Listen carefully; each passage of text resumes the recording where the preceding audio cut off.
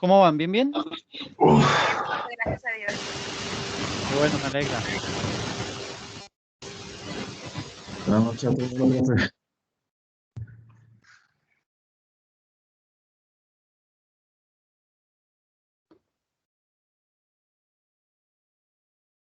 Y Erika y Gerardo, ¿ustedes ya tienen pareja para la exposición? Sí, profe, yo sí, con quien trabajé en el trabajo anterior. Ah, No, bueno, yo perfecto. no, profe. Yo Tranquilo, no. no hay ningún problema. Erika, ¿y con quién estás? Con Joana, espérenme que no me sé el apellido.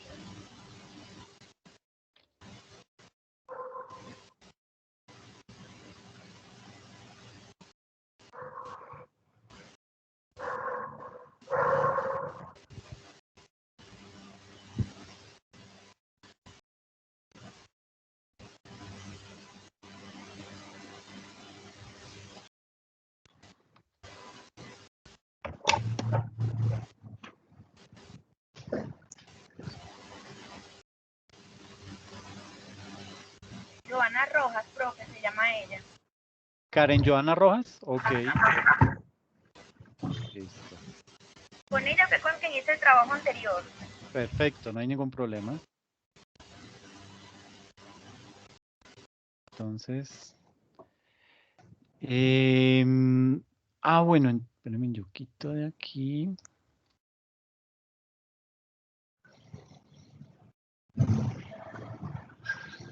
Hola, Victoria, ¿cómo vas? Buenas tardes, muy bien. Victoria, ¿tú ya tienes pareja para la exposición? No, señor. ¿No? Te presento a Gerardo. ¿Se conocen? Pero ya me pongo por aquí. Dime.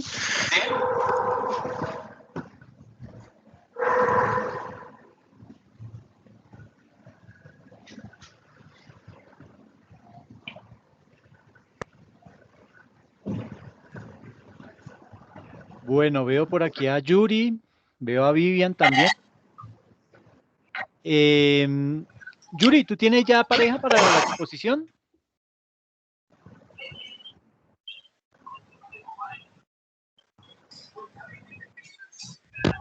Bueno, Yuri como que no me escucha.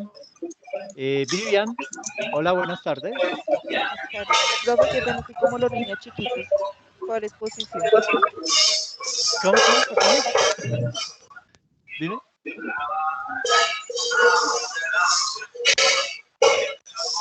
¿Cuál exposición, profe? No, tranquila, ya te aclaro el tema. Kelly, ¿será que puedes apagar el micrófono, por favor? Ay, muchas gracias, disculpa. No, mira, lo que pasa es que la segunda actividad es una exposición de unos temas específicos que vamos a necesitar ampliar para cubrir todo el tema de planeación tributaria. Estoy armando las parejas para a cada pareja asignarle el tema que van a exponer. Esa exposición va a ser el 25 de marzo. ¿Ok?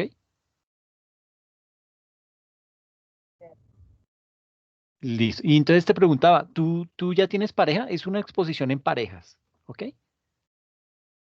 No, profe, todavía no. No tienes pareja. Ok. Yuri, no sé si ya ahora sí me escuchas. ¿Tienes pareja para la exposición?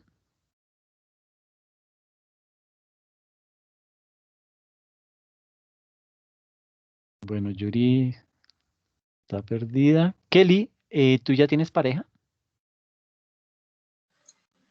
No, profe. No tienen pareja, listo. Pues bueno, de los 6 solamente hay dos parejitas, solamente hay una pareja conformada. Entonces, digamos que la exposición es importante que sea en pareja por tema de tiempo. Básicamente es por eso, ¿ok? Y la exposición va a durar por mucho 15 minutos. Entonces, digamos que no es un tema no debe ser un tema tan extenso, pero sí debe ser bien explicado. ¿Por qué? Porque de ahí va a salir el examen, ¿ok? Entonces, pues digamos que es bien importante tenerlo claro para, pues, digamos que para poder cubrir bien el tema. ¿Listo? Erika, cuéntanos. Eh, Se te escucha muy lejos. ¿Me puedes repetir, por favor? No, 15 minutos la pareja. Oh, a ti, gracias. Entonces, porque si no se logran organizar en pareja, pues a mí me toca organizarlos y pues digamos que ahí a muchos no les gusta o no sé, entonces pues ustedes me dirán, si ya tienen parejita, pues chévere. Estamos hablando acerca de la actividad, Yuri, de la exposición, que es la actividad evaluativa de la unidad 2, que se va a realizar el 25.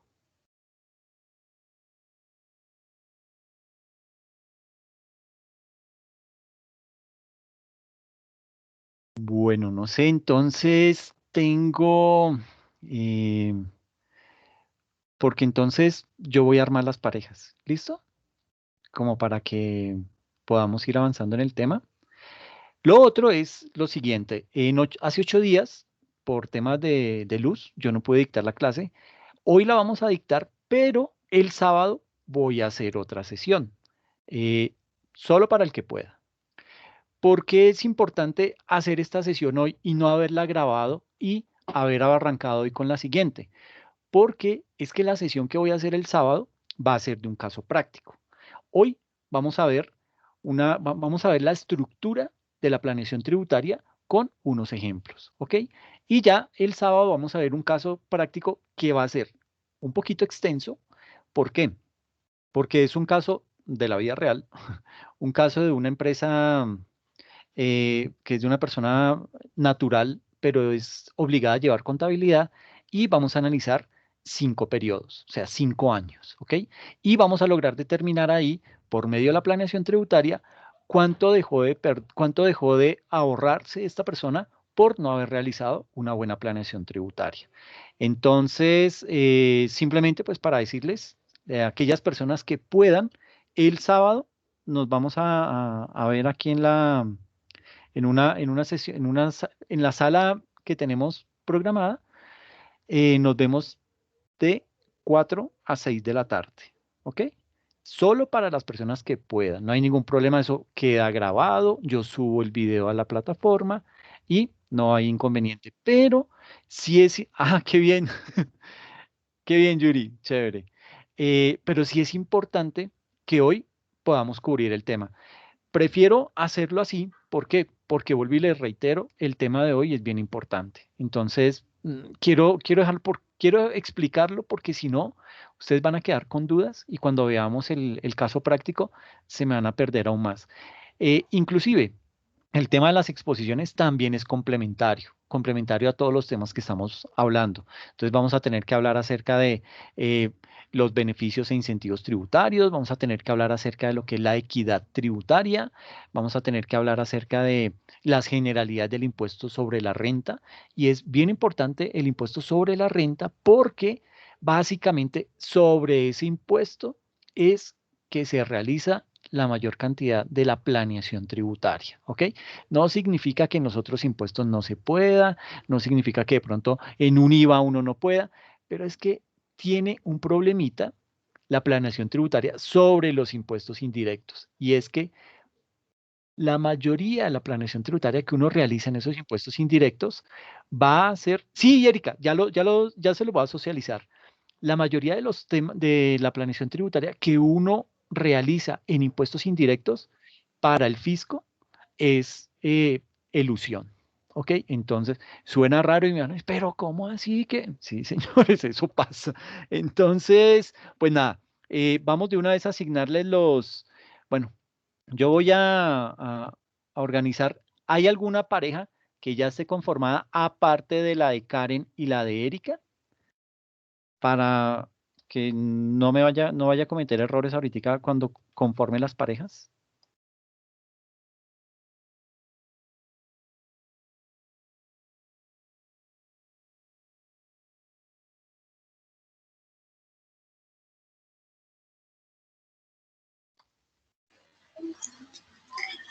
Profe, Dime. una preguntita. ¿Tú sabes si Nicolás Moncaleano está viendo esta clase con nosotros? Moncaliano, permíteme, miro la lista. No lo tengo. No. Bueno, profe, no, entonces, profe, ya tú organizas cómo que vamos del grupo, porque pues la verdad no conozco a nadie. Ok. Lo preguntaba porque yo ya he trabajado con él, entonces. Ah, perfecto, listo. No te preocupes por eso. Bueno, entonces voy a organizar aquí. Denme un minutico y organizo las parejitas y de una vez les comparto el tema. Bien.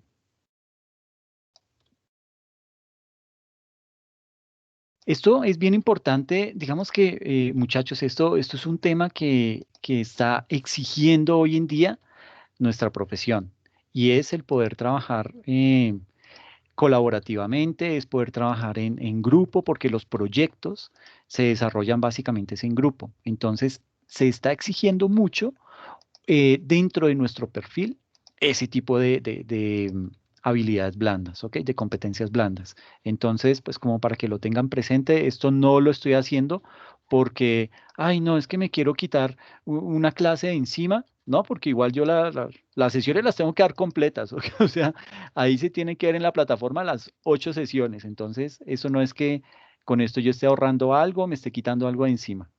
Pero sí, digamos que lo importante acá es tener perfectamente claro que debemos trabajar en grupo en muchas actividades, no solamente en actividades que son netamente académicas, sino que la vida profesional nos va a exigir eso, ¿ok?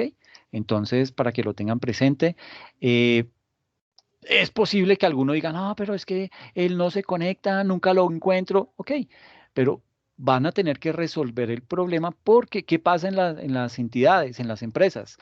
Pues los proyectos hay que sacarlos. Yo puede ser que tenga el problema más grande con el vecino al lado y eso no implica que yo no pueda desarrollar la actividad, ¿listo? Entonces sí me informarán, me dirán, profe, fulano de tal no apareció nunca. Ah, bueno, listo, no hay problema, ¿ok? Entonces, pues yo lo arreglaré, pero sí digamos que es bien importante que el tema se cubra, ¿ok? Entonces les voy a compartir pantalla y les muestro cómo quedaron los grupos organizados, ¿bien? Bueno, compartir acá.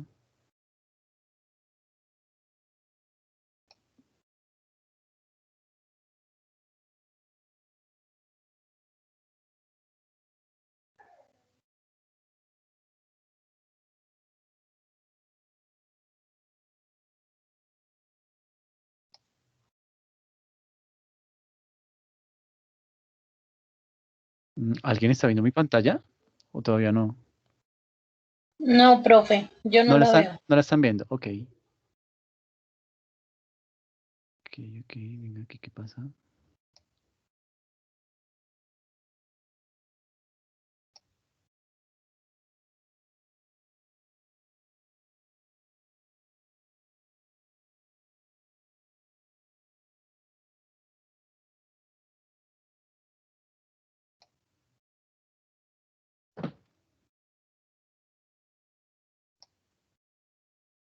Listo, ya lo van a empezar a ver. Entonces, ahí ya están viendo la pantalla, ¿cierto? El Excel. No, profe, que no lo ¿No? tiene. No, profe. Ay, miércoles. Ok, espérenme a ver. Aquí me dice que ya. Ahora sí. Ahora Ahora sí. sí, profe, Ah, ya. qué bien, perfecto, listo. Entonces, los temas son los siguientes. Bueno, hay 9 grupos. El grupo 1 va a ver el tema denominado ventajas y desventajas que trajo la ley de crecimiento y sus cambios más significativos. Ese grupo, ese tema lo va a abordar Erika Patricia Castellón y Karen Joana Rojas. ¿Ok? El grupo número Profe, 2. qué pena, lo veo como pixelado, no sé si soy la única. ¿No se está viendo bien? Pues yo lo Yo veo como pixelado. sí, profe, sí, yo lo veo bien. Entonces ya salgo y vuelvo a ingreso, ¿vale? Perdón, Yuri, qué pena. No, profe, tranquilo, es el Dale, dale. internet acá Está pésimo. Tranquila, no te preocupes. El segundo tema se denomina inventario de beneficios tributarios. Bueno, inventario de beneficios e incentivos tributarios. Y mire, hay más de 220 beneficios. No necesitamos que nos expliquen los 220 ni mucho menos. Lo que sí es que es bien importante el tema de, digamos que, enumerar los más importantes, ¿ok? Los beneficios más importantes que a su criterio considere. Tengan en cuenta, por favor, que el examen va a salir de esta exposición, ¿ok? Entonces, si el tema no queda bien cubierto, pues sus compañeros de pronto se pueden ver perjudicados. Entonces, esto es un tema de mucha responsabilidad. ¿Listo? Bueno, ese tema, inventario de beneficios e incentivos tributarios, está asignado a Kelly Giovanna Mesa y a Miguel Antonio Pineda, que son el grupo 2. El grupo número 3 se denomina régimen simple de tributación. Y me van a decir, pero eso es muy largo, ese tema, para verlo en 15 minutos. Sí, completamente, pero seleccione lo más importante de ese régimen simple de tributación. Es más, si puede de pronto hacer un ejercicio o algo muy parecido, algo que nos dé una ilustración, fantástico, eso sería lo mejor, ¿ok? Pero si no, pues trate de enumerar lo que a su criterio, al criterio de las dos personas, es lo más importante. Y esa va a ser la exposición. Las personas que van a trabajar el tema de régimen simple de tributación son Carmen Judilet Rivas y Gerardo Antonio Sánchez. El grupo número 4 se denomina equidad tributaria. Está a cargo de Lauranet Bautista y Victoria Ruth Mendoza, ¿ok? Equidad tributaria es mucha parte teórica, pero nos interesa conocer qué problemas tiene el, la falta de equidad o cuando el cobro del impuesto no es justo. Esa es como la temática a, a- a desarrollar en torno a ese tema de equidad tributaria. El grupo número 5 es evasión y elusión tributaria. Está a cargo de Yuleidi Esperanza Martínez y Aaron Alejandro Roldán. El grupo número 6 son generalidades del impuesto sobre la renta. Está a cargo de Luz Nelcy Rivera y Vivian Juliet Fernández. El grupo número 7, este tema es bien interesante. Hoy lo vamos a ver, pero no significa que así mismo lo van a exponer. Se llama tasa efectiva de tributación versus tasa nominal de impuesto de renta. Y lo tiene a cargo Yuri Mayerly Moreno y Luis Antonio Dávila. El grupo número 8, el tema se denomina impuesto diferido y su importancia para la planeación tributaria. Impuesto diferido es muy, pero muy extenso, ¿ok? Es simplemente el impuesto tributario orientado hacia planeación tributaria. Eso es lo que necesitamos saber. ¿Listo? Lo tiene a cargo Miguel Alfonso Marín y Sandra Milena Hurtado. Y el grupo número 9 se denomina ¿por qué las operaciones transnacionales son consideradas una herramienta de planeación tributaria agresiva? Y está a cargo de Luis Hernando Díaz y Adarjeni Quiseno. Esos son los 9 grupos con los 9 temas y la exposición se va a llevar a cabo el día 25 de marzo. ¿Ok? Me dice Yuri que no te dejan, que te tenemos que aceptar. Miércoles. Espérame a ver.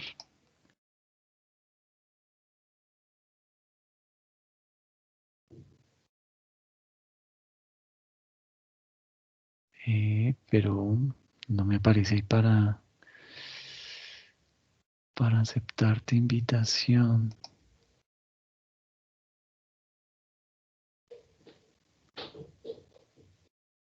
Bueno,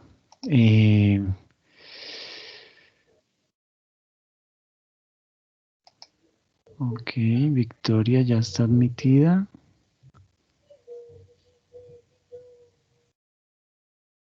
Ya, profe, gracias. No, a ti, perdona, no me había dado cuenta por dónde era que se hacía. Siempre me salía aquí una cajita en la pantalla central y simplemente le daba admitir y listo. Pero bueno, estoy aquí mandando unas solicitudes de invitación, unas invitaciones a unirse. Listo. Entonces, para redondear, exposición el 25 de marzo. ¿Listo? Tienen 2 semanas más para realizar la exposición. eh, Estructúrenla, divídanse en los temas y lo digamos que se reúnen para empezar a desarrollarlo. Es bueno, porfa, y esto es una recomendación que le hago a las parejas, y es que ambos, o sea, cada integrante de cada grupo, sepa el contenido de toda la exposición. ¿Por qué? Porque algo le puede pasar al compañero. Algo no malo, sino que de pronto el internet se le cae, lo que me pasó a mí hace 8 días que se me fue la luz, alguna situación puede llegar a ocurrir. Entonces, como para estar preparados, digamos que los dos deben conocer el tema, ¿listo? Y estar en capacidad de explicarlo de una manera clara. Es importante que esta exposición tenga una presentación en PowerPoint, ¿ok? Pero no una presentación que tenga mucho texto. Por ejemplo, los de los beneficios e incentivos tributarios no van a colocar ahí todos los 200 y pico y van a ponerse a leer, no. Algo bien elaboradito. Recuerde que sus compañeros van a tener que estudiar de esa presentación. Entonces, ¿qué hago yo? Esa presentación ustedes la van a subir a la plataforma como soporte de la actividad y yo se la voy a compartir en la plataforma para que todos ustedes puedan descargar esa presentación y también puedan estudiar, ¿ok? Eh, ¿Qué más les digo ahí de esto? No, pues yo creo que Profe, ya. Dime. qué pena, Brandon Nicolai no lo veo. No, pues no está acá. Eh, no sé si, pues en realidad aquí no están dos personas. No sé si es que se retiraron o qué habrá pasado, pero no me aparecen en la lista. Y ellos, digamos que está Brandon y había otra persona, eran 20. Hoy estamos solamente 18. No sé si fue que decidieron no continuar o qué habrá pasado, pero no los vi en la lista. Esta lista la acabo de generar de la plataforma y ahí no me aparece Brandon. Y hay otra persona que me hace falta. Profe, si algo después de clase podemos hablar. Sí, claro, claro, no hay ningún problema. Gracias. Bueno, entonces, ¿ya quedó claro el tema? Sí, señor, claro como el Perfecto. río Bogotá. Uy, ese comentario, por Dios. Listo, listo, no hay problema. Entonces, necesito que porfa me digan si ahí están viendo la presentación. Sí, señor. Sí, señor. Bien, perfecto, muy bien, muchas gracias. Entonces, como les decía, la presentación del día de hoy, pues tiene un componente bien interesante de, digamos que vamos a ver algo de, ay, ¿qué hice acá? Espere que algo hice. Algo hice. Tiene un componente muy importante de, de teoría con práctica, ¿listo? Porque ya digamos que el espacio nos obliga a eso, entonces pues lo tenemos que empezar a manejar, ¿listo? Eh, de esa manera, entonces, lo que vamos a ver el día de hoy se denomina esa realización de un óptimo promeso, de un óptimo proceso de planeación tributaria. Sucede que en nuestro país, acá en Colombia, y bueno, no solamente en nuestro país, en muchos países, sobre todo en aquellos que están en vía de desarrollo, digamos que la carga tributaria que deben enfrentar esas empresas que están situadas en ese país, y hablo ahí de multinacionales, así como empresas nacionales. Todas esas empresas, digamos que se convierten a la larga en un factor clave o en un factor decisivo a la hora de diseñar sus estrategias de negocios. Por eso es que la planeación tributaria se vuelve esa herramienta fundamental para el buen desarrollo de esa empresa, ¿ok? En esta sesión abordaremos algunos conceptos clave para realizar un óptimo proceso de planeación tributaria. Por ejemplo, vamos a abordar temas como cómo nace la obligación tributaria, qué es la evasión, qué diferencia hay frente a la elusión, o sea, qué diferencia hay entre evasión y elusión. Y nótese que estoy tocando aquí temitas de la exposición, pero lo que pasa es que digamos que en la parte tributaria los temas son muy extensos. Entonces, ahí es a donde yo tengo que acudir a que ustedes me ayuden con esas exposiciones para que ahonden más en temas puntuales. Yo aquí voy a tocar lo de la evasión y la ilusión de una manera muy superficial, netamente desde el aspecto de la planeación tributaria y cómo eso puede llegar a afectar el proceso. Y vamos también a mirar cómo se hace un buen proceso de optimización tributaria, ¿ok? Entonces, una de las obligaciones fiscales que tiene todo contribuyente es la de pagar el impuesto de renta, pero digamos que para pagar ese impuesto de renta existen unos tiempos o unos plazos que aparecen definidos en el calendario tributario nacional. Y digamos que vale la pena destacar que el valor a pagar por dicho impuesto puede ser disminuido mediante la aplicación de una serie de beneficios tributarios. Entonces, digamos que para poder realizar una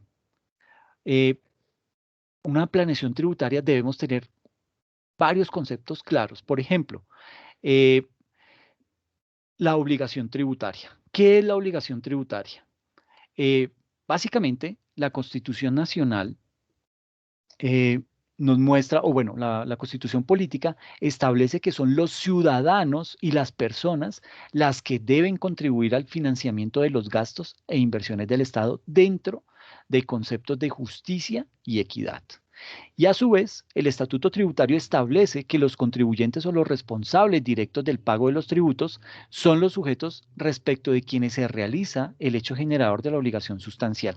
Es decir, la obligación tributaria es un mandato constitucional, ¿ok? Por eso es que el evadir ese tipo de obligación puede llegar a generar hasta pena de cárcel, ¿ok? De estas definiciones, de esta definición que hemos dado, bueno, tanto desde el punto de vista de la Constitución Política como desde el punto de vista del Estatuto Tributario, aquí es importante rescatar dos elementos. El primer elemento que surge en esa definición es la sujeción pasiva, es decir, nos dicen que somos los ciudadanos y las personas las que debemos contribuir, es decir, nos convertimos en un sujeto pasivo, ¿ok?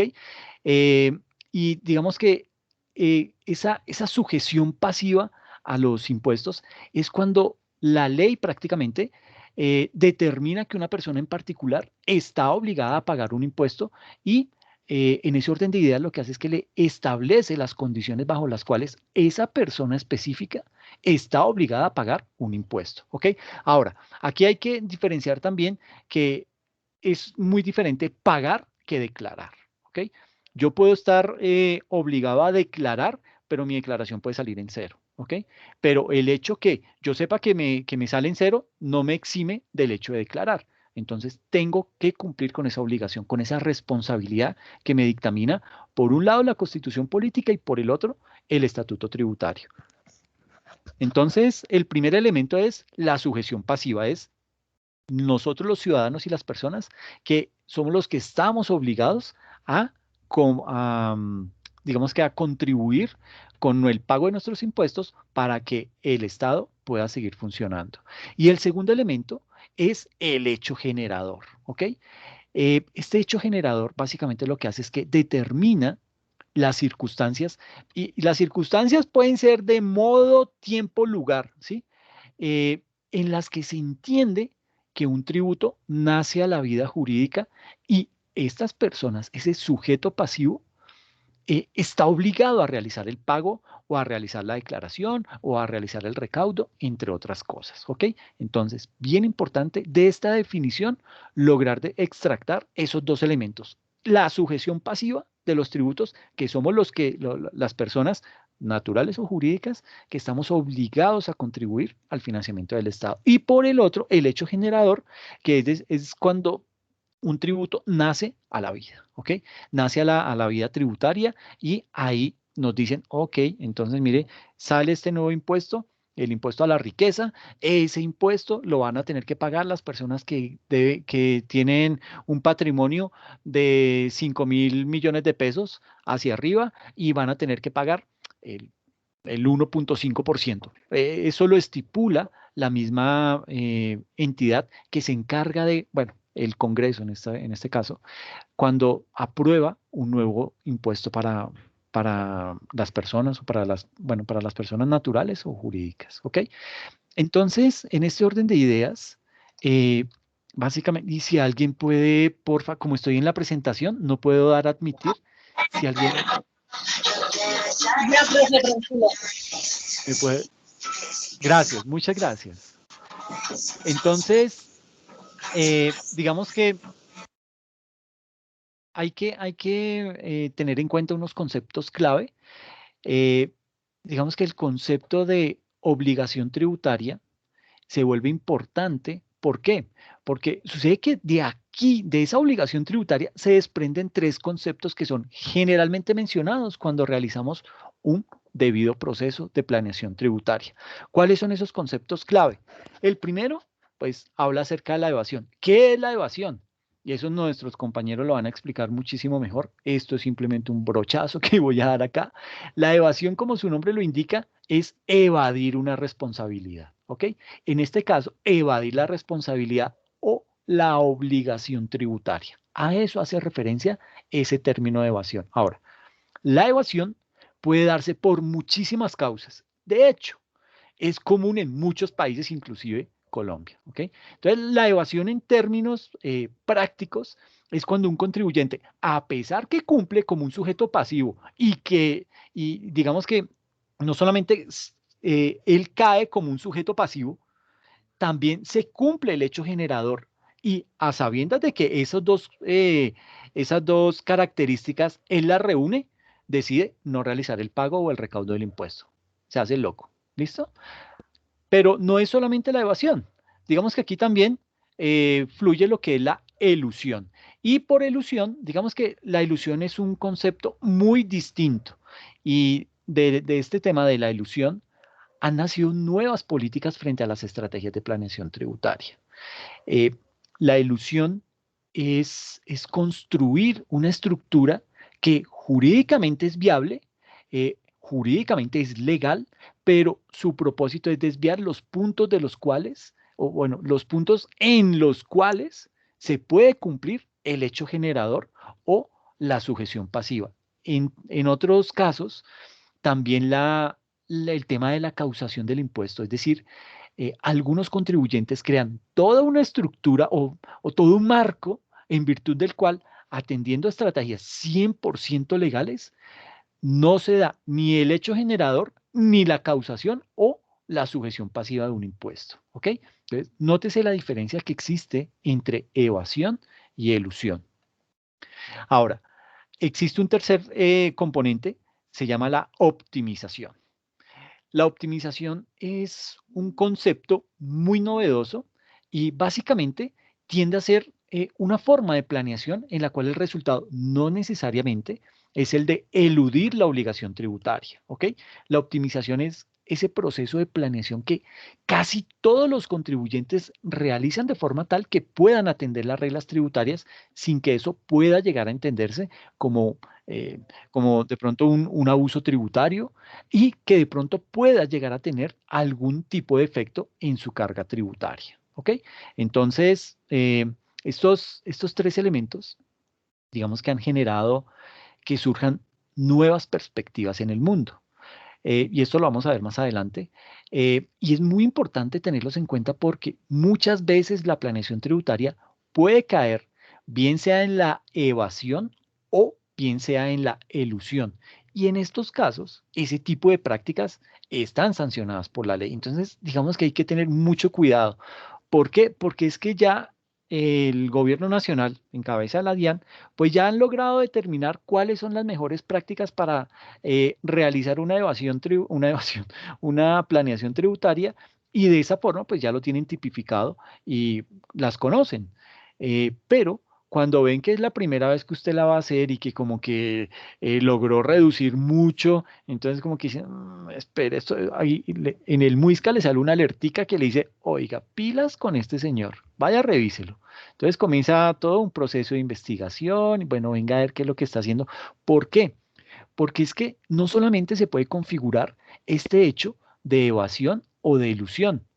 En algún momento, y ahí digamos que es en donde el revisor fiscal juega un papel muy importante, y es determinar si es que en la empresa se está haciendo algún tipo de lavado de activos, ¿sí? De pronto están financiando actividades terroristas, ¿sí? O están cayendo en temas de soborno transnacional.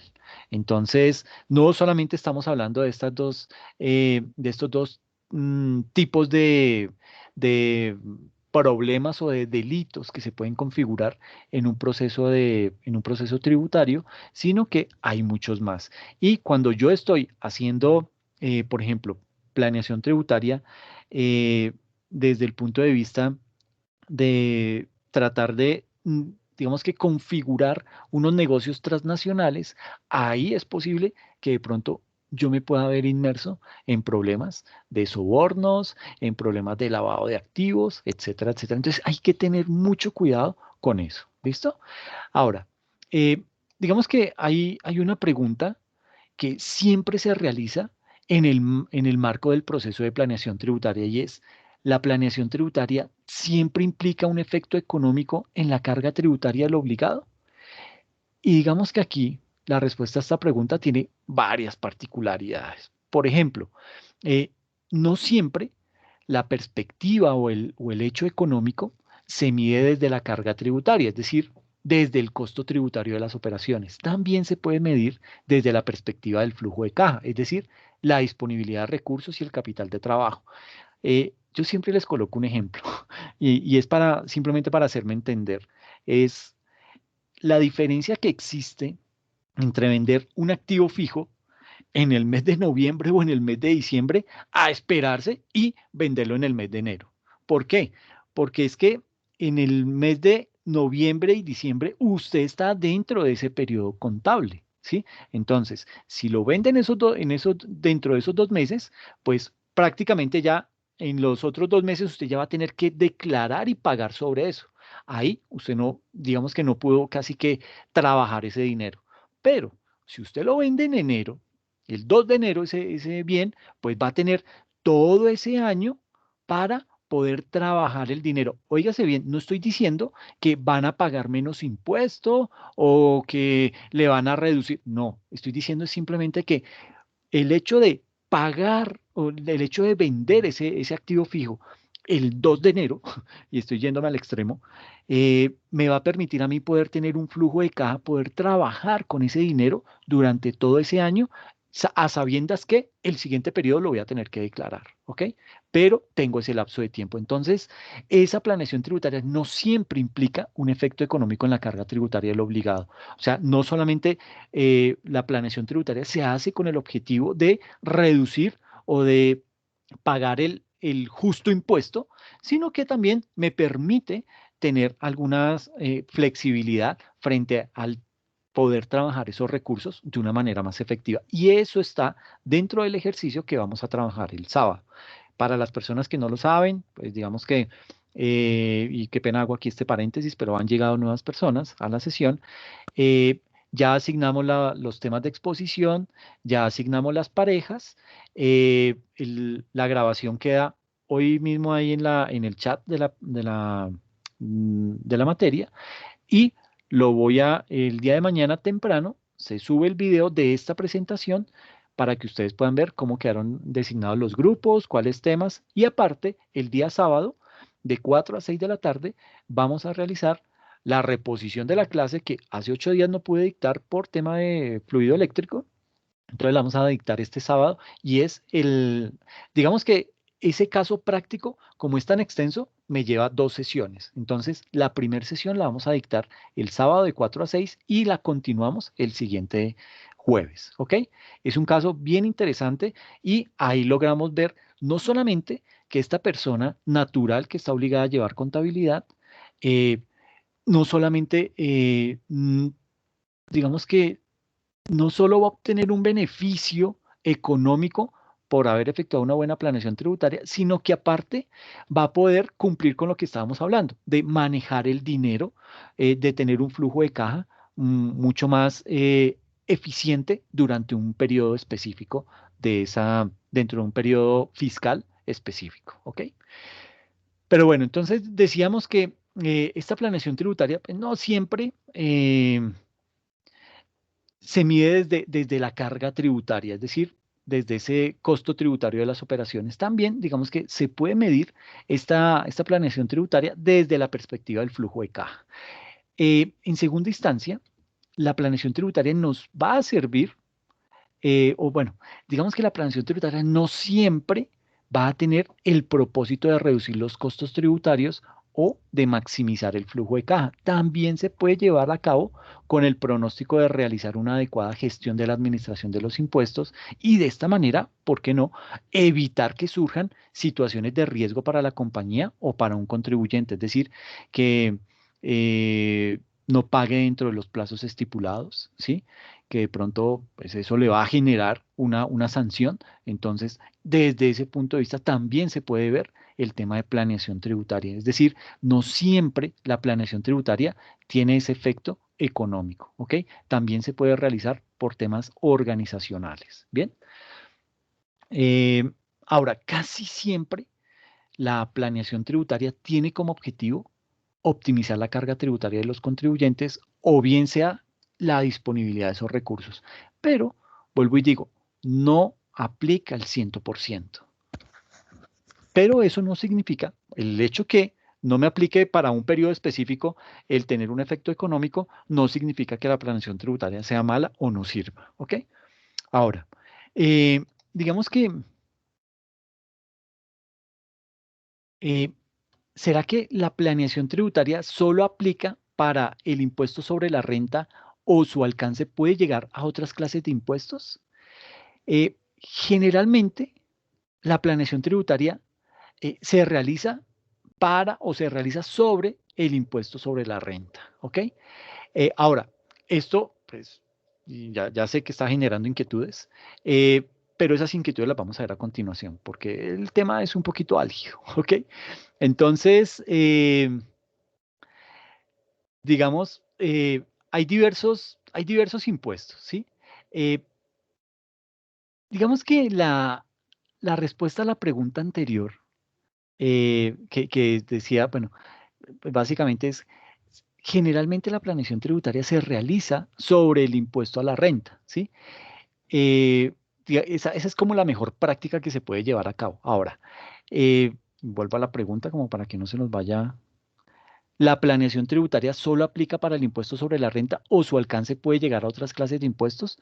La respuesta es sí, sí puede llegar a otros impuestos. Ahora, tenemos que recordar que los impuestos transaccionales o esos impuestos indirectos como el IVA tienen su hecho generador cuando sucede una transacción específica, lo cual significa que los procesos de planeación tributaria sobre esos hechos pueda considerarse como elusión.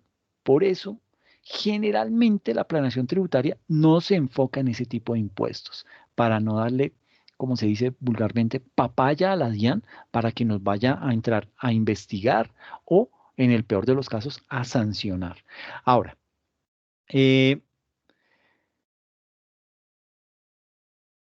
bueno, aquí entonces, ¿es posible diseñar estrategias de planeación tributaria en impuestos transaccionales o indirectos? Sí se puede, pero corremos el riesgo que queden catalogados como ilusión, ¿sí? Ahora, ¿qué puede llegar a pasar? ¿O por qué la planeación tributaria se realiza generalmente sobre el impuesto sobre la renta? Sucede que el impuesto sobre la renta, a diferencia de los impuestos como el IVA, de esos impuestos transaccionales o esos impuestos indirectos, pues el impuesto sobre la renta tiene un enfoque distinto. Ese impuesto sobre la renta se basa en términos muy generales en la operación de un contribuyente en un periodo de tiempo que generalmente conocemos como un periodo gravable. Ahora, sucede que el impuesto sobre la renta se basa sobre la operación de un contribuyente. Podemos realizar operaciones desde la perspectiva del modelo de negocio y también desde la operación habitual de la compañía o del contribuyente. Es decir, vamos a tener un margen mucho más amplio de realizar estrategias de planeación tributaria que permite tener los efectos que el contribuyente está procurando. Es por eso que generalmente se realiza la planeación tributaria sobre el impuesto sobre la renta. Y aquí traigo un ejemplo a colación. A mí me gusta mucho el fútbol, ¿sí? Pero no sé si aquí hay algún futbolero que pueda decirme si estoy en lo cierto o estoy cometiendo un error. Pero, ¿qué es el modelo de negocio? Y lo voy a explicar con un equipo de fútbol para tratar de hacerme entender un poquito más. Y es, por ejemplo, lo que pasa con el Envigado Fútbol Club. Es un equipo de Antioquia, que ese equipo usted lo ve que juega, nunca desciende porque se encarga casi siempre de estar ahí, como diría mi hijo, chilingueando entre meterse a los 8 o quedar ahí, pero nunca llegará a descender. ¿Qué es lo que pasa? El modelo de negocio de ese equipo de fútbol no es quedar campeón, no es ir a la Copa Libertadores, no es ir a la Copa Sudamericana. Eso no le interesa a ese club. Al club, su modelo de negocio es fortalecer su escuela, esa base de futbolistas que forman y que le dedican tiempo y le dedican recursos para formarlos y luego proceder a venderlos. De esa escuela fue que salió James, de esa escuela han salido grandes futbolistas. ¿Por qué? Porque ese es el modelo de negocio de ese equipo de fútbol. Y uno dirá, pero tan bobos, pero ¿cómo así? Entonces, ¿para qué juegan fútbol? Pónganse a hacer negocios. No, pues ellos, esa es su vitrina, el fútbol es su vitrina, pero su modelo de negocio es ese, es simplemente dedicarse a explotar, bueno, explotar es una palabra muy fea, formar futbolistas de élite para venderlos y de esa manera seguir creciendo ellos como club, pero se dedican solamente a eso, ¿sí? No, no les interesa nunca quedar campeones, porque el modelo de negocio de ellos no es eso, es simplemente crear cantera de jugadores y venderlos, ¿ok? Bien, una vez hecho ese ejemplo futbolístico, surge otra pregunta. ¿En qué casos la planeación tributaria para el impuesto sobre la renta tiene una incidencia en otros impuestos? Entonces, digamos que muchas veces se trata de realizar un análisis del modelo de negocio de la compañía o de la persona natural, de forma tal que si llegase a existir maneras de realizar algún proceso de optimización tributaria, pueden haber cambios dentro de esa estructura del modelo de negocio o de la operación habitual de la compañía. O sea, nótese lo delicado que eso puede llegar a ser. El simple hecho de yo tratar de implementar una estrategia de planeación tributaria puede ser que me cambie el modelo de negocio. Y ahí es en donde yo, empresario, necesito saber qué me conviene más. ¿Cambiar el modelo de negocio por acogerme a un beneficio tributario o seguir desarrollando mi modelo de negocio, qué es lo que conozco, qué es lo que me ha venido funcionando y seguir pagando los impuestos como tal? Yo me inclinaría por la segunda, pero hay que tener en cuenta eso, ¿sí? Porque es que muchas veces, eh, digamos que personas expertas en tributaria, en derecho tributario específicamente, le hacen ese tipo de propuestas, ¿sí? Le dicen, mire, si usted quiere pagar solamente, ¿cuánto está pagando ahorita de impuestos sobre la renta? 3.500 millones. Yo se lo bajo a 1.000 millones únicamente que tenga que pagar. Pero entonces usted ahora, todo lo que está desarrollando acá internamente, ahora va a decir que lo trae, que lo importa, trae las materias primas de China, las mete a Jamaica y de Jamaica luego las trae acá a Colombia, pero creamos una figura empresarial en Jamaica de forma tal que con el convenio que tiene Colombia y Jamaica, ahora no nos cobran impuestos. Uy, mi chica, tremenda vuelta. ¿Será que estoy dispuesto a hacer ese tipo de esfuerzo? ¿Por cuánto tiempo voy a poder beneficiarme de eso? ¿Será que eso es temporal? Y eso pasa mucho con las declaraciones de renta, con las reformas tributarias. Las reformas tributarias tienen ese efecto de temporalidad, es decir, que lo que hoy es un beneficio, mañana se me puede convertir tranquilamente en una obligación. Y se acordarán de mí con la renta presuntiva. Se supone que la renta presuntiva ya va a bajar a 0%, ¿ok? Pero con el tremendo hueco fiscal, con el gasto público subiendo y menos recursos por parte del gobierno, pues yo no creo que vaya a seguir sosteniendo la idea de bajar la renta presuntiva a 0. Es factible que por el contrario, en lugar de dejarla en 0, la suba por ahí a un 3 o a un 4%. Y eso le va a doler el bolsillo a muchos empresarios que por el tema de la pandemia, hoy en día, si usted mira, muchas empresas tuvieron que estar quietas, ¿sí?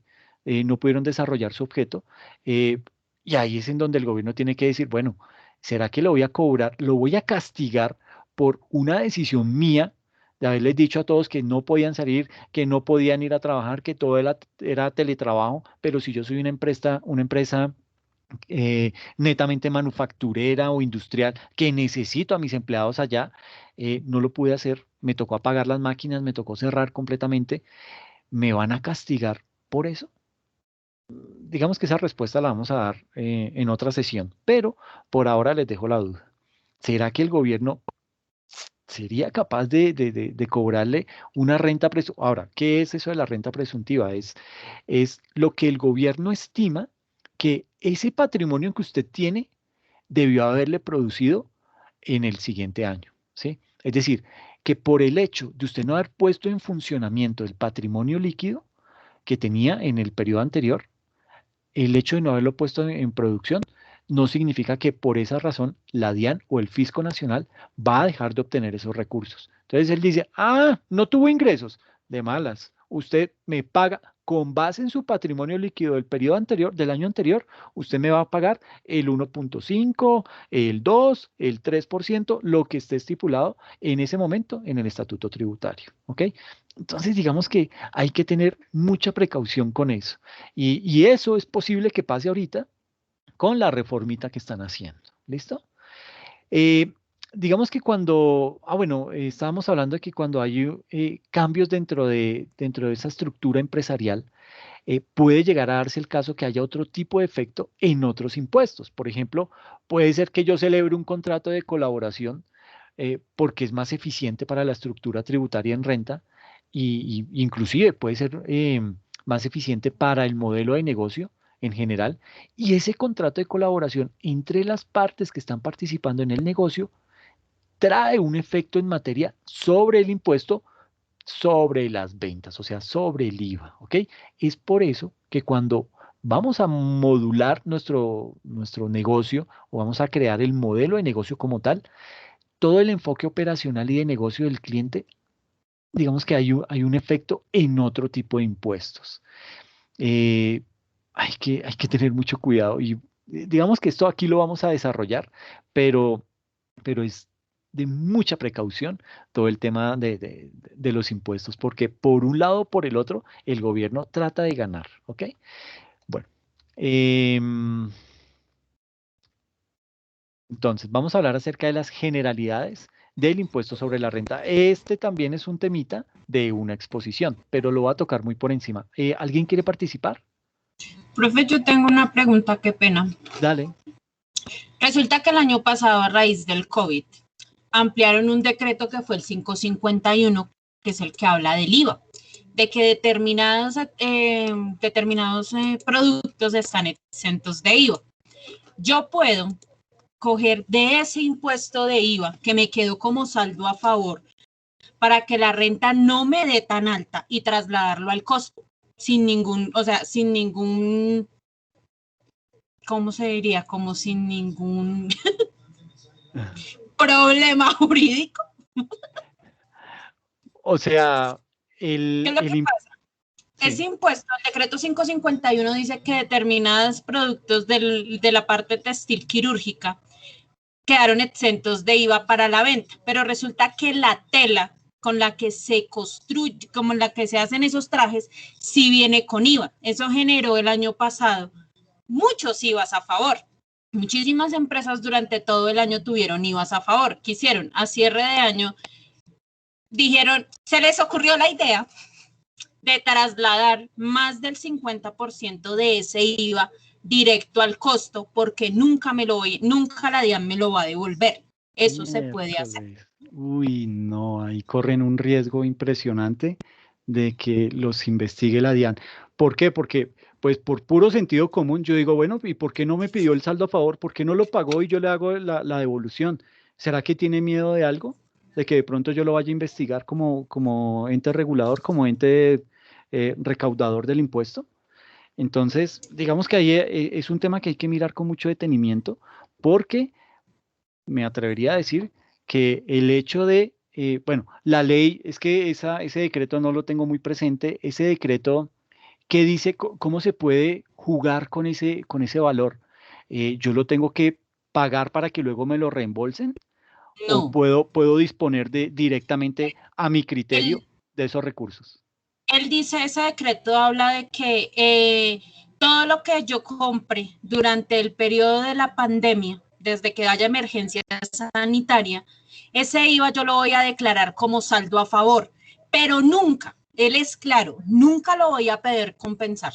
O sea, ese decreto es clarísimo que yo nunca voy a poder compensarlo. O sea, yo no voy a poder decir, mire, yo tengo este valor en saldo a favor de IVA, compénsemelo con la renta. Él dice que no es compensable. Ok. Eso es, o sea, como así como a grosso modo, eso es lo que dice ese decreto. Ese decreto habla de eso, que yo no me puedo compensar ni puedo solicitar, porque es claro donde dice que no puedo solicitar que la DIAN me devuelva ese valor. O sea, como tal, si yo analizo el decreto rápidamente, yo por todo lado estoy perdiendo, porque yo le estoy generando un saldo a favor a la DIAN que nunca me van a devolver. Nunca me lo va a Sí, o sea, esa plática se perdió. Pero como hay tanta cosa ambigua en ese decreto, sí. ¿Qué están haciendo y qué se tiene como, o sea, qué es lo que más o menos se ha escuchado de ese decreto ahorita para la renta? Un ejemplo, yo tengo 130 millones de IVA a favor con la DIAN, sí, pero mi renta me está dando a pagar X valor. ¿Qué estamos haciendo? ¿Qué se está haciendo? Trasladando una parte del saldo a favor al costo para que la renta no dé tan alta y dejando solo los 2 últimos bimestres del IVA como si la DIAN me los debiera. Igual lo que le digo, la plata se va a perder. Eso la DIAN nunca me va a devolver. Por más que yo tenga unos impuestos muy bien presentados, por más que uno tenga muchas cosas, solo he visto 2 casos de que la DIAN devuelva. Y eso es después de una investigación y uno a la larga uno termina pagando más sanciones que quién sabe qué para que ellos devuelvan. Sí, claro. La DIAN no apuntada sin piedad con un decreto. Ven, ¿cómo es el número del decreto, porfa? El decreto 551 del 2020. De 2020. Me lo voy a leer y lo discutimos este sábado antes de la sesión, ¿ok? Listo, profe. Muchísimas gracias, muy amable. Y gracias por la participación porque eso nos ayuda a ampliar más los conocimientos, ¿ok? Muchas gracias, profe. No, a ti. Entonces, bueno, estamos aquí en las generalidades del impuesto sobre la renta, ¿ok? Digamos que realizar un óptimo proceso de planeación tributaria implica que esos fundamentos o que esas bases conceptuales acerca de este impuesto deben estar completamente sólidos. De ahí que lo que vamos a abordar a continuación van a ser las generalidades sobre el impuesto sobre la renta en Colombia, ¿ok? Entonces, básicamente, ok, listo. Básicamente, y digamos que a nivel mundial, existen varios aspectos representativos o bueno, varios aspectos sustantivos que son generalmente aceptados e incluidos dentro de los marcos tributarios de cada nación, ¿ok? Esos aspectos tributarios son los siguientes. El primero es el impuesto directo. Digamos que el impuesto sobre la renta grava las utilidades obtenidas por el contribuyente, ¿ok? Y digamos que ese impuesto sobre la renta, pues lo primero que hay que decir es que es un impuesto directo, ¿ok? Y pues grava las utilidades obtenidas por el contribuyente, pero lo hace en un periodo determinado, ¿ok? Según la ley.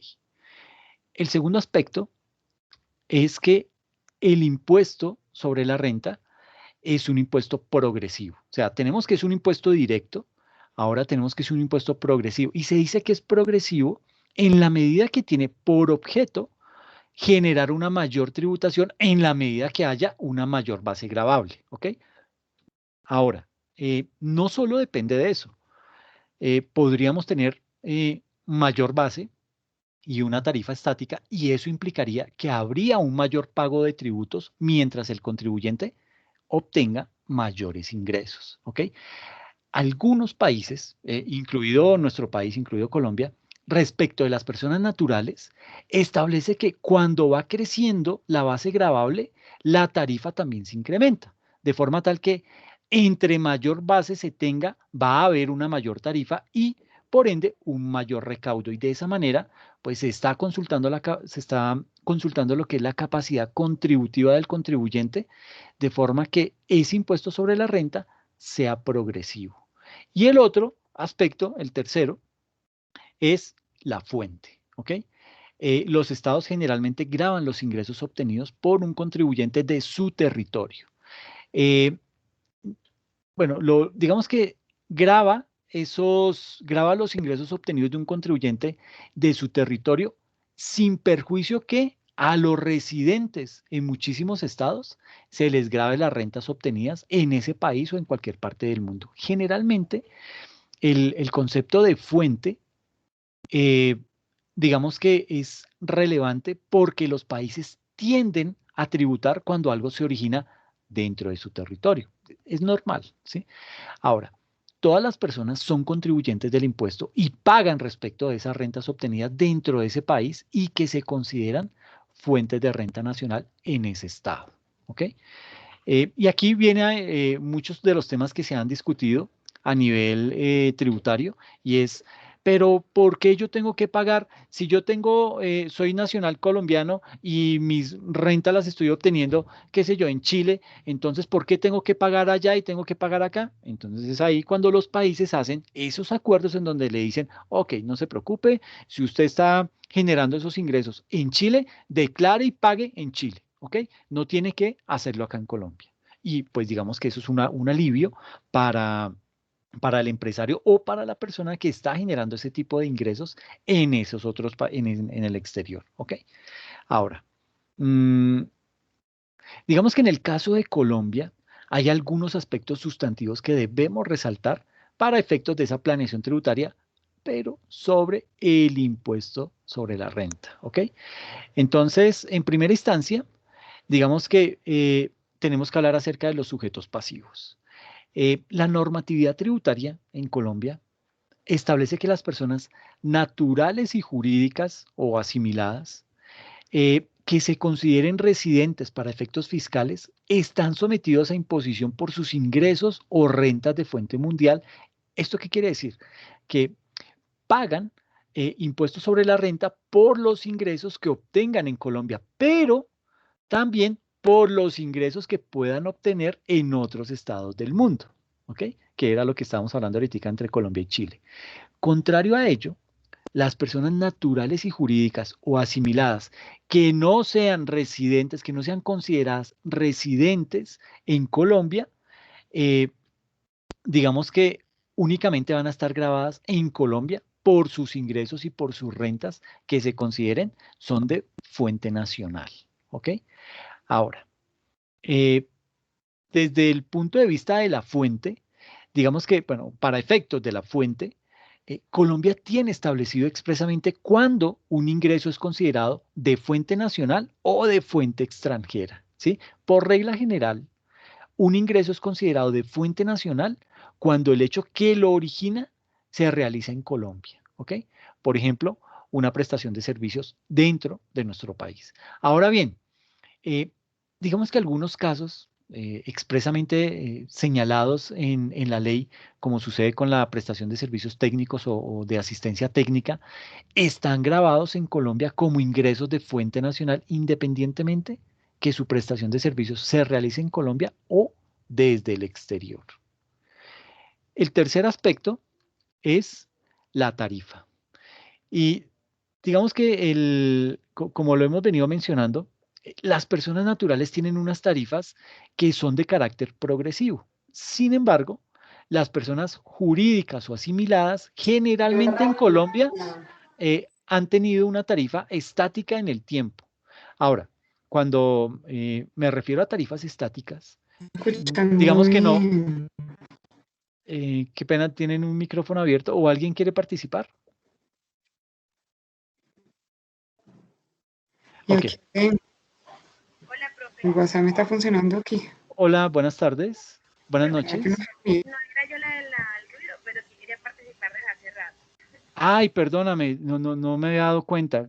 Sí, dime, cuéntame. Yo quería como que acotar acá es que normalmente cuando uno solicita un saldo a favor, uno como que lo realiza como con ese miedo miedo de que de verdad nos vayan a fiscalizar, pero tenemos que tener en cuenta que si las actividades se están haciendo bien, uno no tiene por qué tener miedo, porque por ejemplo, nosotros llevamos actividades en varias empresas y están solicitando muchos saldos a favor. Entonces a veces como que tardan, te devuelven la planilla 1000 veces por cualquier detallito casi que insignificante, pero aún así la situación como que se da y nos hacen la devolución. Y no hemos llegado como que a correr el riesgo, por decirlo así, de que nos vayan a fiscalizar ni nada. Oye, qué chévere. ¿Y qué empresa es? Lo que pasa es que son varias. Yo trabajo directamente con un contador y entonces uno, por ejemplo, no sé, declaramos mal o parte del IVA anterior. Casi que yo recién llegado a trabajar con él, habían declarado el IVA a una nueva empresa que él tenía, pero no consideraron un saldo a favor que tenían del IVA en la declaración anterior. Y él hizo una nueva declaración, la reemplazó y solicitó la devolución del saldo a favor del IVA. Vea pues, y no tuvo mayor implicación ni nada de eso. No, y ya eso ha pasado hace como 3 años. Qué bueno, mira que entonces sí se puede. Sí, es que yo siento que siempre que sepamos cómo se trabaja o de la forma en la que lo estamos haciendo, podríamos como que arriesgarnos. Sí, lo que pasa es que muchas veces el temor radica básicamente es en tanta ley que hay, en tanta minucia, ¿sí? Con tanta reforma que ha habido, uno de pronto cae en la duda de, ¿será que esto todavía aplica o ya venció? Y de pronto en esa lectura que se hace, puede ser que ahí es en donde uno caiga en el temor de decir, uy, muchos contadores hacen eso, dicen, no, mire, tiene un saldo a favor, pero olvídese de ese saldo, ni se le ocurra pedirlo porque es que lo van a investigar y fijo, va a terminar usted pagando más que eso que le está cobrando a la DIAN. Incluso el empresario también trabaja de igual forma, o sea, como que uno le plantea, no, vamos a hacer una nueva, para reemplazar la declaración anterior, porque de verdad tenemos un saldo a favor. No, ni se le ocurra. Ellos también tienen como que el temor de que de verdad... Sí, pero básicamente es porque nosotros como contadores les hemos inculcado ese temor a ellos, ¿ok? Ahí ven, hay alguien que tiene el micrófono abierto, porfa, le encargo. Sí, entonces básicamente el inconveniente ha sido, lo hemos creado nosotros mismos como contadores. Le decimos, ay, sí, esa platica, pero no, mejor ni lo haga porque eso nos va a salir más caro el caldo que los huevos. Pero no, y lo que dice, ¿cómo es tu nombre, perdona? Erika. Erika, discúlpame, es que no tengo cómo ver. Lo que dice Erika es totalmente cierto. Cuando las cosas están hechas a conciencia y que están hechas bien, pues uno no tiene por qué temerle a eso. Puede venir la investigación que quiera, sí, mire, lea, esculque todo lo que tenga que esculcar, pero yo estoy consciente que los temas se hicieron bien, entonces no tengo por qué dudar. Correcto. Qué bueno, muchas gracias por tu aporte. Entonces, estábamos hablando de este tema de la tarifa y decíamos que las personas naturales tienen unas tarifas que son de carácter progresivo. Ahora, las personas jurídicas o las que son asimiladas generalmente en Colombia han tenido una tarifa estática en el tiempo. Y con el hecho de tarifa estática, no me refiero a que no puedan tener variaciones en la medida en que va apareciendo cada reforma tributaria como las que han venido sucediendo en los últimos años. El punto de esto es que no hay una tarifa que a medida que obtenga más ingresos, me tienda a gravar de una manera más alta, con excepción a la tasa de las entidades financieras. ¿Ok? Y el último aspecto es el que tiene que ver con la base gravable. Aquí digamos que la base gravable, también conocida como la famosa renta líquida, se determina con base en las disposiciones normativas, ¿ok? Según pues, lo estipule el estatuto tributario, ¿ok? Y aquí vamos a hablar acerca de lo que es la evolución de las normas antiabuso y antielusión. Debemos tener en cuenta que cada vez que se promueve una reforma tributaria en Colombia, se incluyen disposiciones que tienden a prevenir estrategias de planeación tributaria agresivas o que se puedan considerar como estrategias elusivas o abusivas. Ejemplo de esto son las recientes disposiciones que tienden a restringir las operaciones con vinculados del exterior. Y es por eso que generalmente se establecen mayores tarifas de retención en la fuente, se solicitan más soportes de las operaciones y aplican regímenes como el régimen de precios de transferencia. ¿Ok?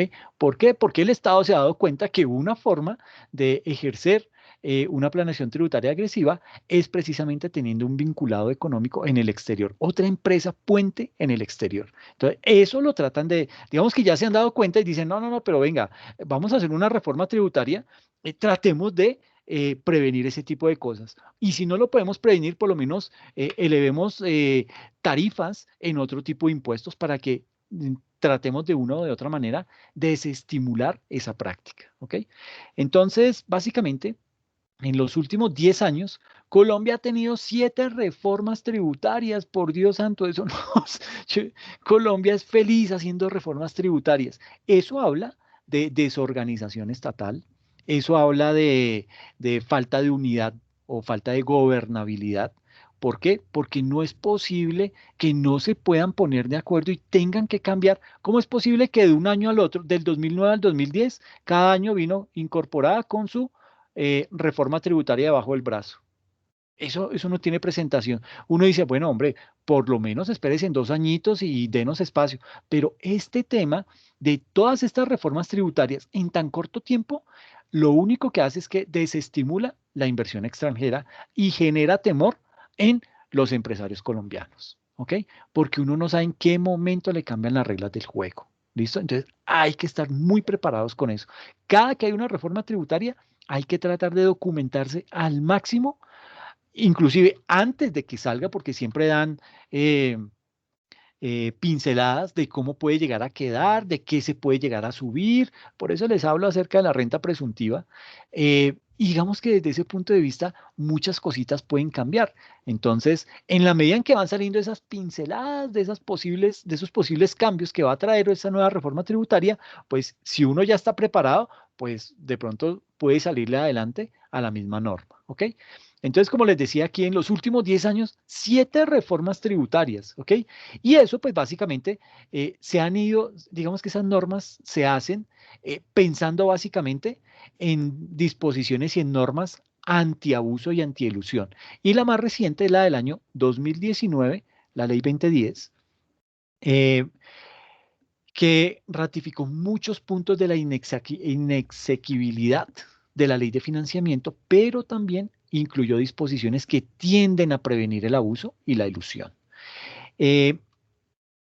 Digamos que es importante tener en cuenta que desde el año 2013, la OCDE, porque Colombia pertenece a la OCDE, ha promovido las acciones BEPS, que básicamente tienden a prevenir que existan enfoques de planeación tributaria agresivas o elusivas, y lo que hacen estas acciones BEPS es que establecen algunas recomendaciones para que ciertos estados, ciertas naciones o ciertos países incorporen en su normatividad con el propósito de prevenir ese tipo de prácticas. Colombia ha incluido diversas acciones dentro de sus disposiciones normativas, pero no las vamos a ver ahorita, se las vemos en una sesión más adelante, ¿ok? Y ahorita vamos a hablar, nótese que he tocado varios temas de las exposiciones. ¿Por qué? Porque como les digo, lo estoy tocando superficialmente para que ustedes puedan ahondar más en ese tema. Y aquí vamos a hablar acerca de lo que es la tasa efectiva y la tasa nominal, ¿ok? Este es otro concepto que debemos tener claro, lo que es la tasa efectiva y la tasa nominal de tributación. Estos son dos conceptos que resultan ser clave y que debemos tener en cuenta para realizar la planeación tributaria sobre el impuesto a la renta, ¿ok? Digamos que en primera instancia tenemos lo que es la tasa nominal. Entonces, esa tasa nominal, digamos que es la tarifa del impuesto sobre la renta que está expresamente prevista en la ley y que se aplica sobre la renta líquida gravable, que es diferente a la utilidad comercial del negocio. O sea, una cosa es la utilidad y otra, bueno, una cosa es la utilidad comercial y otra la utilidad tributaria, ¿ok? Por lo general la tributaria es un poquito más altica, ¿no? Y ahorita vamos a ver un ejemplo. Para el 2020 la tarifa de renta para las personas jurídicas o asimiladas era del 32%. Para este año baja al 31%. Eso es básicamente la tasa nominal, esa tarifa que nos da la ley, que nos da la norma, ¿ok? Sobre la cual debemos calcular lo que le debemos pagar al Fisco Nacional. Pero la otra, que es más importante, es la tasa efectiva de tributación. Y básicamente esa tasa efectiva de tributación viene siendo la correlación entre el impuesto efectivamente pagado con relación a la utilidad comercial del negocio. Es decir, yo miro las dos, miro el impuesto que tuve que pagar y lo comparo contra esa utilidad que en realidad tuve en el negocio y digo, miércoles, pero resulté pagando más. O sea, esto que me dice que yo debía pagar el 32%, a la larga estoy pagando un 38, un 39%. Es decir, un 7% de más sobre lo que es la tarifa nominal. Y digamos que resulta importante tener en cuenta que la utilidad comercial del negocio no es la misma renta líquida, ¿ok? No es esa misma renta líquida gravable, ya que digamos que la renta líquida gravable se determina con base en las disposiciones normativas que incluye el estatuto tributario. Entonces, veamos un ejemplo. Aquí tenemos, digamos que en esta tabla tenemos la siguiente información. Tenemos lo que es la partida, tenemos, esto es NIF, me las di de muy inteligente y las coloqué en inglés. Está el cálculo fiscal, la diferencia entre estos dos, entre lo que es la parte contable o NIF y la parte fiscal, está la diferencia y la justificación. ¿Qué pasó ahí? ¿Listo? Entonces, digamos que aquí es en donde, en esta columna de partida, es en donde vamos a relacionar los ítems que estamos depurando, ¿ok? Al momento de hacer una declaración de renta. Vienen estas dos columnas que ya les expliqué qué es. Una es NIF y la otra es fiscal. Y luego viene la columna de diferencia, que simplemente es la resta de este con este, ¿ok? Y por último, la columna de justificación, que es a donde vamos a colocar la justificación del por qué se hizo o por qué nos cobraron más, es decir, como dejar una trazabilidad de eso. Entonces, para este ejemplo, tenemos que, en principio, vamos a ver la partida de los ingresos. Los ingresos para esta organización fueron de 142.000 millones y para la parte fiscal, igual, fueron ingresos de 142.000 millones. Entonces, no hubo diferencia, por ende, pues no hay ninguna justificación, ¿ok? Luego vienen lo que son los costos de ventas. El costo de ventas aquí fue calculado en 124.000 millones, que aplica lo mismo para NIF como para el importe fiscal. Entonces tampoco hubo diferencia, no hay justificación alguna. ¿Listo? Pero aquí ya vienen las cositas feas. Y es, por ejemplo, todo lo que tiene que ver con los gastos de administración. Digamos que los gastos de administración fueron estipulados, fueron medidos en 2.000 millones de pesos por la organización y así están reflejados en la parte contable, ¿ok? Pero por disposiciones expresas del estatuto tributario no podemos reconocer los 2.000 millones como deducción sobre ese impuesto sobre la renta, sino solamente 1.600 millones, ¿ok? Esto ya me genera una diferencia de 400 millones de pesos, ¿ok? Básicamente, esos 400 millones de pesos no son deducibles, ya que corresponden, por ejemplo, a pagos de sanciones, a indemnizaciones o a depreciaciones. Entonces, no los puedo asumir dentro de esa, lo que puedo descontar del impuesto de renta, ¿ok? Entonces, ya ahí vamos perdiendo 400 millones, ¿ok? Luego viene otro ítem, que es los gastos de ventas. Los gastos de ventas, según la parte contable, fueron de 5.400 millones de pesos, ¿ok?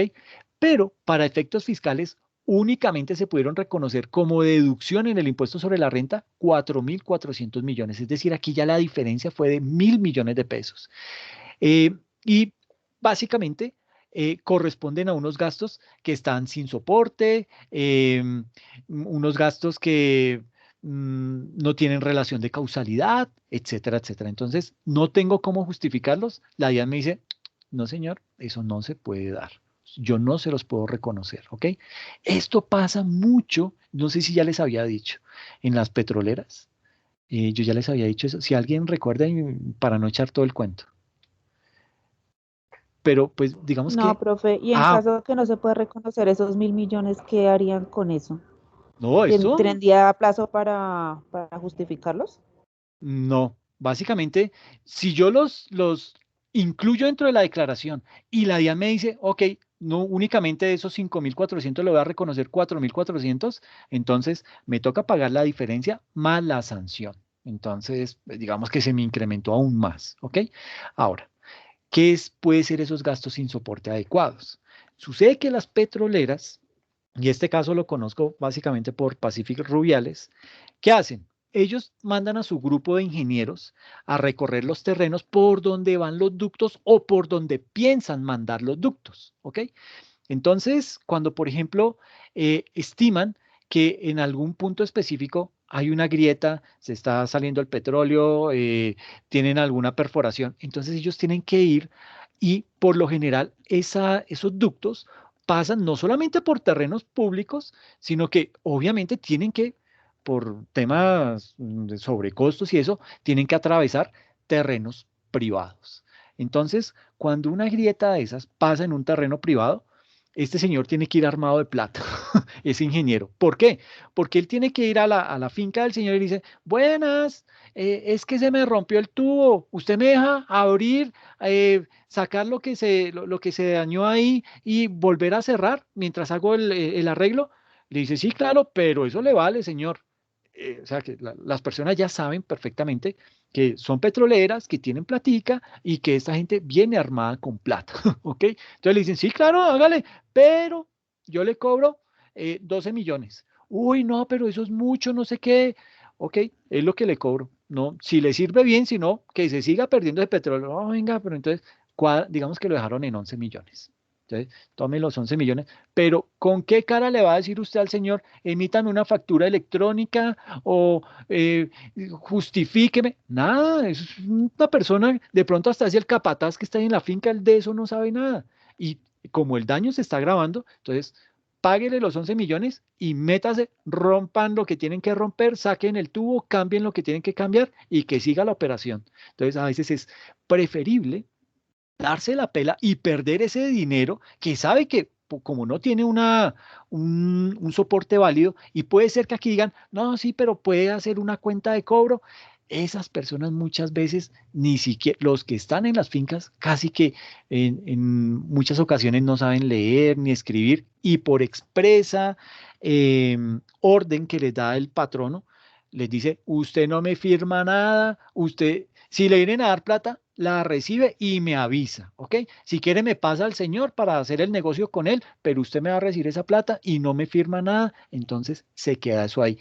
De pronto ya habrán podido legalizar algo de alguna manera, algún documento, pero ese tipo de gastos que no tienen esos soportes adecuados no son reconocidos. Además, y esto es un ejemplo y me perdonarán, pero es para ponerlos en contexto. La Toyota, bueno, yo no sé si la Toyota todavía está aquí en Colombia, pero cuando la Toyota estaba por allá a mediados de los noventas, casi finales de los noventas, se destapó un gran escándalo. Y era precisamente porque tenían unos gastos que relacionaban y que no tenían relación de causalidad. ¿Qué era? Pues estos señores japoneses, chiquitos, bien cucos y con mucha plata, tienen por costumbre nipona, por costumbre japonesa, irse a celebrar cuando hacen un contrato, se van para una whiskería. Entonces, ¿qué pasa? Que esos manes botan la casa por la ventana. Y usted, vecino, usted que compró ese mundo de carros o con los que hicimos el convenio con la policía y ahora la policía va a andar en Toyota, entonces yo lo voy a premiar y haga lo que quiera. Fresco que yo le pago todo lo que usted quiera. Y esas facturitas le decían al señor, venga, hágame un favor, deme una factura o un recibo de caja, que esto es gastos de representación que yo voy a meter dentro de la contabilidad. Hasta que un día llegó la DIAN y le dijo, mis amores lindos, a mí me da mucha pena, pero es que estos gasticos no tienen relación de causalidad. Ah, pero es que es tema cultural, inclusive desde Japón. Llamó el CEO de Japón, de Toyota en Japón, y a tratar de intervenir y justificar el actuar de sus gerentes acá en Colombia. Y la DIAN le dijo, no, a mí me da mucha pena, pero es que eso acá en Colombia no, usted podrá tener su cultura y téngala allá en Japón, pero aquí eso no es válido, eso es evasión y usted me está tratando de cometer un delito, por eso, tratando de justificarme unos gastos que no tienen ningún tipo de relación de causalidad. Y por eso se hizo merecedor a una multa impresionante en esa época. ¿Ok? Pero se sentó el precedente. Y eso hizo que otras compañías que de pronto iban por la misma línea, un Hyundai, un Daewoo en esa época, en fin, todas estas empresas tenían esas costumbres y ahora les toca decir, ok, no, vamos por mitades, porque es que me sale muy caro. Pero es simplemente como para que tengan una idea de qué puede llegar a ser un gasto que no tiene relación de causalidad. ¿Ok? Luego de esto, entonces tenemos ya lo que son otros gastos. Entonces, digamos que esos otros gastos, según la norma contable, ascendieron a 300 millones de pesos, pero para efectos fiscales solamente nos reconocieron 100 millones, es decir, la diferencia ya fue en 200 millones, ¿ok? Digamos que esa diferencia corresponde a gravamen en el movimiento financiero, ¿sí? El 4 por mil, que también se conoce, pudieron ser intereses de mora, otros gastos no deducibles, ascendieron a eso. Entonces, ¿qué pasa con ese tema? Que el resultado que me da cuando yo hago mis sumas y mis restas, entonces digo, ok, tuve 142 mil millones, pero el costo de ventas fue de 124 mil y los gastos y todos estos otros gastos, eso me da una utilidad de 10.300 millones de pesos, ¿ok? Pero si lo sumo desde la parte fiscal, me dan 11.900 millones de pesos. Obviamente, por todos estos conceptos que no me lo reconoce la DIAN y me dice, no, señor, usted podrá haber asumido todos esos gastos, pero yo no le reconozco el 100% de esos gastos. Entonces, ¿qué pasa? Que yo ya entro perdiendo 1.600 millones, 1.600 millones de pesos que no son deducibles, que no los voy a poder descontar de ese resultado y que me va a doler al momento de hacer la liquidación de ese impuesto de renta, ¿ok? Entonces, básicamente, lo que se quiere decir es que esos 11.900 millones, bueno, pues resultan de ese depuramiento de la base fiscal, es decir, la renta líquida en relación con la utilidad comercial, porque está la renta líquida, los 11.900 millones, y está la utilidad comercial, y es sobre la que se va a hacer o se va a aplicar la tasa nominal, ¿ok? Ahora, la penúltima fila habla acerca de la tarifa, el 33% del impuesto de renta. Digamos que este impuesto, pues, como lo hemos venido diciendo a lo largo de la presentación, hace referencia a lo que es la tasa nominal y para efectos de este ejercicio, pues es del 33%, que si la aplico a mi utilidad contable, me arroja un total a pagar de 3.399 millones de pesos, ¿ok? Pero como lo tengo que aplicar es sobre mi base fiscal, me arroja es un total de 3.927 millones de pesos. Es decir, tuve que pagar una diferencia mayor de 528 millones de pesos. ¿Ok? Ahora, la última fila ya habla acerca de lo que es la tasa de tributación. Entonces, esta tasa de tributación contiene la siguiente información.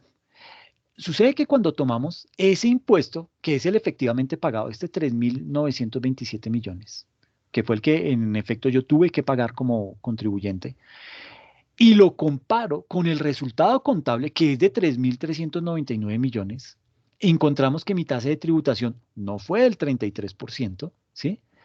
Que eso, bueno, digamos que el 33%, porque estamos ubicados en el año 2019, ¿ok? No fue la tasa nominal del 33%, sino que fue una tasa del 38.1%, ¿ok? ¿De dónde sale ese 38.1%? Yo tomo el 3.927 millones, que fue el impuesto sobre esta utilidad fiscal, ¿sí? Entonces, ¿qué hago? Tomo ese 3.927 millones y lo divido entre lo que fue el resultado de mi operación, que fueron 10.300 millones de pesos. Eso me da una tasa efectiva del 38.1%, ¿ok? Esto, digamos que esta este 38.1% es lo que se conoce como esa tasa efectiva de tributación, ¿ok? Que para nuestro ejemplo supera a la tasa nominal en un 5.13%, ¿ok? Es por esta razón que generalmente debemos tener más cuidado con esta tasa efectiva que con la tasa nominal. ¿Por qué? Porque por disposiciones legales no siempre se termina tributando sobre la utilidad comercial, que en este caso eran 10.300 millones, ya que, pues como lo hemos visto en este ejemplo, hay muchos gastos que no son deducibles, ¿ok? 1.600 millones de pesos que no fueron deducibles. Por ejemplo, el 4 por 1.000 solamente es deducible la mitad. El pago de impuestos al patrimonio o el impuesto a la normalización no son gastos deducibles. Por esa razón, si tengo ese tipo de erogaciones a nivel contable, pues mi utilidad contable va a ser menor que la utilidad fiscal y por lo tanto la tasa efectiva va a ser muchísimo mayor que la tasa nominal. ¿Ok? Esa es, digamos que una de las explicaciones. ¿Y por qué es tan importante? Muchas veces se dedica uno a hacer es planeación tributaria sobre esta tasa efectiva, ¿ok? Para tratar de mirar cómo hago que muchos de estos gastos que no me están reconociendo, ahora sí me los reconozcan y los pueda hacer deducibles de mi declaración de renta, ¿ok? Ahora, vamos a hablar acerca de lo que son los famosos vehículos societarios y la sociedad. Y cuando hablo de sociedad me refiero al socio o al accionista, ¿ok? Entonces, digamos que la correlación que existe, bueno, digamos que es que la palabra correlación es un poquito, cuando uno habla de correlación, y esto para dejarlo claro de una vez, hago referencia a que hay dos variables que de una o de otra manera se relacionan, ¿ok? Eso es una correlación, ¿listo? Cuando dos variables por una u otra razón tienen algún grado de relación. Entonces, la correlación vehículos societarios y la sociedad socioaccionista la debemos tener en cuenta siempre que queramos desarrollar un proceso de planeación tributaria. ¿Ok? ¿Por qué? Tal y como lo explicábamos al comienzo de esta sesión, las sociedades y las personas naturales son contribuyentes sobre el impuesto sobre la renta. ¿Ok? Cuando una persona natural, y puede ser nacional o extranjera, constituye un vehículo societario, llámese una sociedad SAS, llámese una sociedad anónima, una limitada o cualquier tipo de persona jurídica, básicamente está generando una nueva persona y por lo tanto un nuevo contribuyente para el impuesto sobre la renta. ¿Ok? Entonces, básicamente, digamos que las sociedades se convierten o son sujetos pasivos del impuesto sobre la renta. Ahora, las personas que constituyen la sociedad tienden a obtener utilidades o dividendos de ese vehículo societario, de esa sociedad que se conformó, ¿ok? Y esto lleva a una situación especial. Si la sociedad es un sujeto pasivo, ¿sí? Un sujeto pasivo sobre el impuesto sobre la renta, ¿no? Y el accionista también lo es, entonces podría generarse un efecto de doble tributación. Y si eso llegase a pasar, sería un desincentivo a la inversión y probablemente ese tipo de vehículos societarios no se utilizarían. Es por esto que las normas tributarias colombianas están diseñadas para prevenir la doble imposición, pero también tiene como objeto procurar la doble no imposición, es decir, que ninguno de los dos sujetos realicen un pago. ¿Ok? Entonces, pues hay que tener mucha precaución con ese aspecto. Las normas están diseñadas para prevenir la doble imposición, pero también procurar evitar la doble no imposición. O sea, que por el hecho de no cobrarle dos veces, de pronto no le cobre nada. O sea, deje de cobrar. Entonces, también se cuidan en eso. No es que se me va a ir la mano y lo voy a dejar libre de toda obligación. No. Eso pasó en algún momento, pero lo lograron corregir y ya hoy no sucede ese tipo de cosas, ¿ok? Entonces, vamos a ver un ejercicio. Supongamos que usted es un accionista de una sociedad anónima, ¿ok? Entonces, este es usted. Accionista de una sociedad anónima muy grande, muy chévere, y con el tiempo usted decide formar un nuevo negocio bajo la figura de una SAS. Entonces, usted es accionista de esta sociedad anónima, pero dijo, no, pero ¿yo qué hago? O sea, vio una oportunidad de negocio digo, mire, yo puedo de pronto sacar provecho de que soy accionista acá, creo mi otra sociedad y le vendo servicios o le vendo productos, alguna relación va a encontrar y digamos que va a lograr beneficiarse de ella, ¿ok? Entonces, usted es accionista de esta sociedad anónima, pero digamos que es accionista unitario en esta SAS, ¿listo? Ahora, esta SAS desarrolla su objeto social durante un año y obtiene una utilidad de 200 millones de pesos, ¿sí? Esa fue la utilidad que a lo largo de ese periodo, por haber desarrollado ese objeto social, la sociedad arrojó una utilidad de 200 millones de pesos. Entonces, cuando usted deba presentar la declaración de renta, entonces va a pagar un impuesto sobre la renta del 32%, si es que lo está haciendo para el año grabable 2020, un impuesto del 32% sobre estos 200 millones, es decir, 64 millones. ¿Qué le queda? Una utilidad por distribuir de 136 millones, ¿ok? Entonces, cuando usted obtenga este ingreso, estos 136 millones, y digamos que por distribución de dividendos, si no existe ninguna norma que permita obtener ese ingreso como no grabado, usted tendría que pagar un impuesto sobre esos 136 millones. Es decir, cuando usted como socio de esta sociedad anónima ya recibió esta plática, estos 136 millones, pero va a hacer su declaración de renta con los ingresos. Porfa, ¿alguien tiene Miguel Antonio, apaga el micrófono, prendido? por favor. Gracias. Allí este sujeto ultima. Miguel. ¿Alguien tiene el micrófono prendido, por favor? Gracias.